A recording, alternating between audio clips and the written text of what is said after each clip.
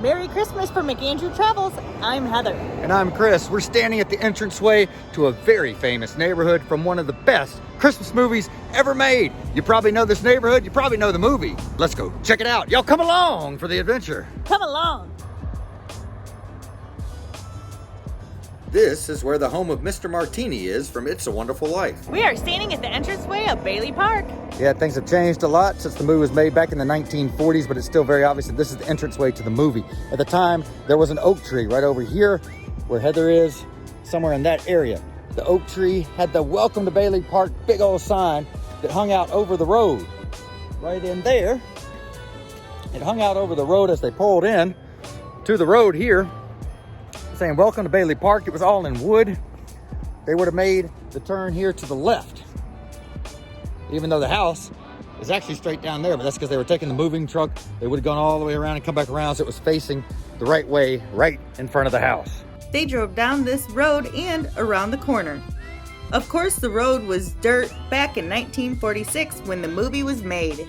So they pulled the car up. It would have been right around here where we're standing in front of Martini's house, so they could unload his stuff and get ready to go in the house. Across the street, of course, Sam Wainwright yelled out, hee-haw at them. She said, oh, never mind him, Mary did. And then they would have come up here. Here's the house right behind us. This is the Martini house right there. It's where George Bailey and Mary stood in the door. And Mary came out and George came out with some gifts. And Mary said, Bread, that this house may never know hunger. Salt, that life may always have flavor. Then George brought a bottle of wine out and said, wine, that joy and prosperity may reign forever. Enter the Martini Castle. At which point they went into the house. The house next door, which could also be seen in the movie. You could also see the one next to it. It looks similar. These two look pretty much identical to how they looked in the movie, though.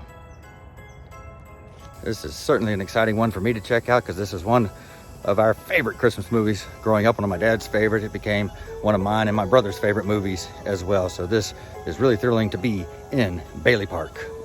Of course, Martini got the loan for this house from George Bailey.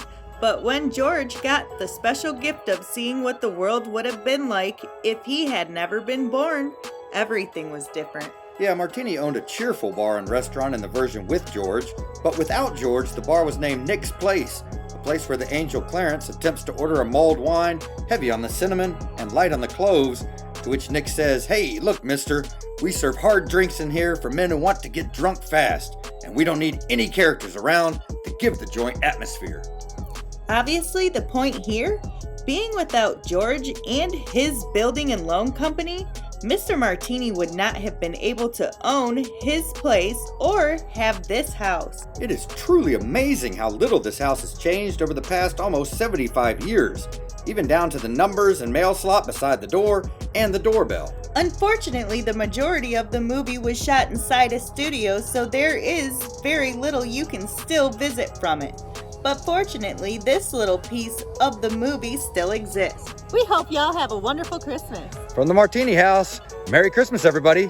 Hit that like button, smash the subscribe button, and ring the notification bell so you can come along with us on future adventures. Come along.